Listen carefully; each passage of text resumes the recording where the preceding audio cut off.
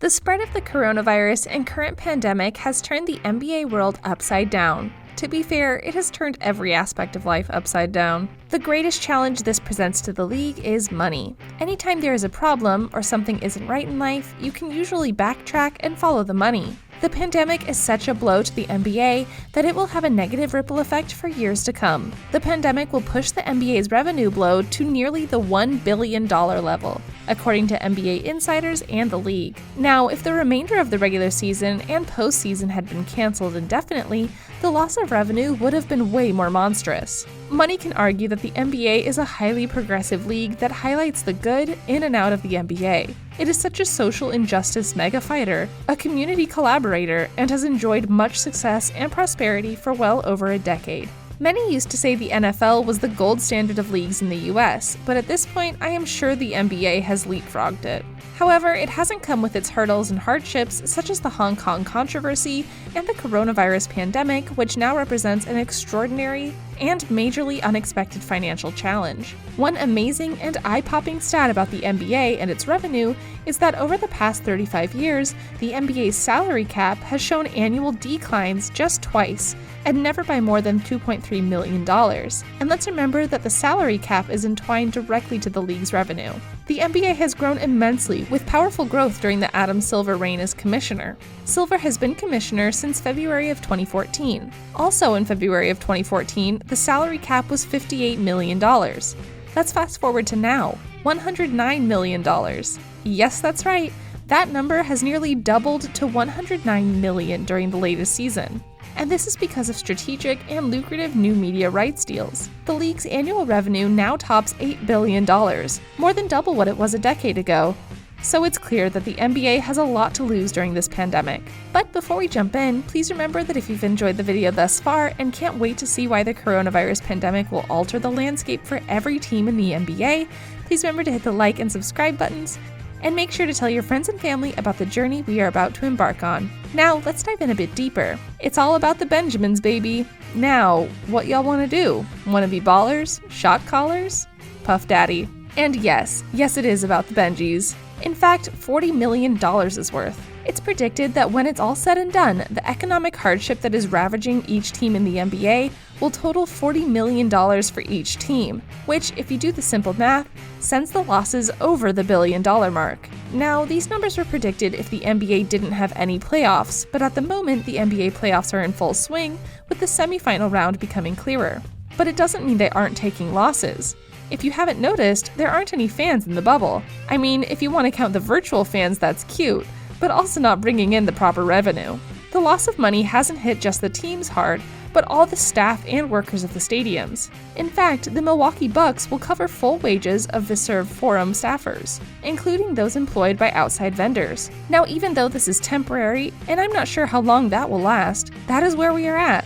Teams, and in some case even the players, are reaching out individually to help the stadium staff rise up and keep their heads floating above the proverbial water. Over the years, the money that the NBA has amassed has grown at an exponential rate. However, as fast as the money grows, it can also go just as fast in the other direction. Why? Gate receipts and ticket prices differ vastly based on what big or small market the team is located in. For example, the tickets for the Lakers or Knicks games will make your eyes bug out, at a minimum of at least $300 to $400 for tickets in the middle of the arena. I know, because I'm one of those suckers. But on the other side of the token, I've also experienced $40 tickets at a Wizards game for seats in the exact same location. So it shouldn't be a shocker to know that NBA teams average almost $2 million of revenue per regular season home game. It is important to note that some smaller market teams will make roughly $1 million per game, but we are using $2 million as the average. $2 million? On a side note, that makes me irritated as a loyal and disgruntled Knicks fan. They make that kind of dough each game and have the audacity to put out the lineups they do? Ugh.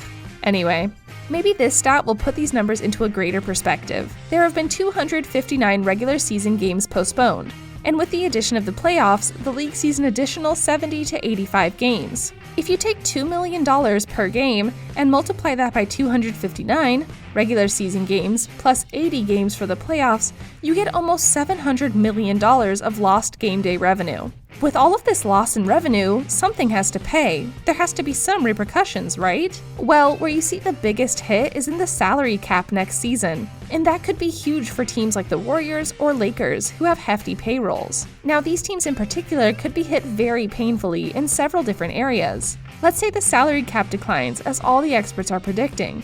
The luxury tax line would also decrease. Teams already projected to be in the dangerous line of luxury tax would face sharper upticks in their bills. Also, teams who thought they had no shot of hitting the luxury tax and were very safe now could end up as big taxpayers. How will this affect the teams? Unfortunately, it would make them the dreaded salary trimmers in an effort to avoid an unexpected tax bill next year. You would see some key pieces, perhaps, get cut out for financial necessity. Also, certain players will not be happy with this drop in salary cap either.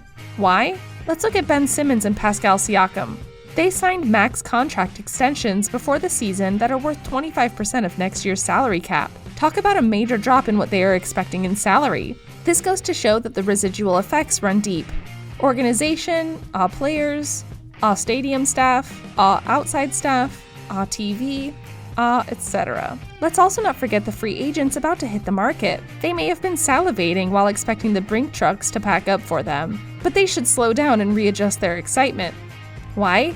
Because potential teams and destinations will have less to spend than initially thought. It's a good thing that this summer's free agency pool is what you can nicely call a lack of player power. It is not as exciting as it has been in the past years with certain big-named guys. However, don't be surprised if you see players like Andre Drummond and Mike Conley delay free agency until 2021, and even lesser-known guys may also be forced to settle for one-year contracts and wait to see things unfold moving forward. This is a very tough pill to swallow, especially considering that everyone thought the salary cap was going to rise again.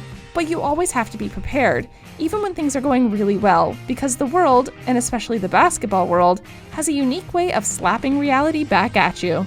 The coronavirus pandemic has ravaged and complicated a lot, but it's true what they say, what doesn't kill you can only make you stronger. And in this case, I believe it will. The NBA is a forward-thinking league, and moving forward, they should put extra safety precautions in place in the unfortunate event that this or some other catastrophe strikes again. And remember, let's all do our part, so we can continue to see the players competing.